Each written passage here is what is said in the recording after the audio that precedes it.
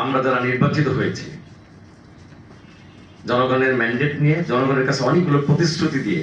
আমরা এই প্রতিশ্রুতিগুলো বাস্তবায়ন করার জন্য আমাদের প্রচেষ্টা এই নির্ভয় জনগণের সাথে থাকবে। আমি স্পষ্ট করেই বলতে চাই,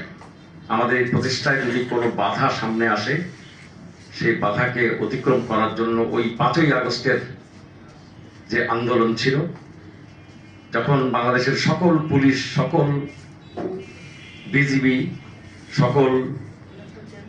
সেনাবাহিনী এবং র্যাব জনগণের দিকে বন্দুক তাকিয়ে রেখে সরকারকে বাঁচিয়ে রাখার জন্য প্রচেষ্টা চালাচ্ছিল, যখন শাহবাগ থেকে নারায়ে তাকবীর আল্লাহু আকবার স্লোগান দিয়ে এবং ইনকিলাব জিন্দাবাদ স্লোগান দিয়ে তরুণ ছাত্র জনতা গণভবনের দিকে এগিয়ে যাচ্ছিল, বাংলাদেশের কোনো সরকারি এজেন্সি সেই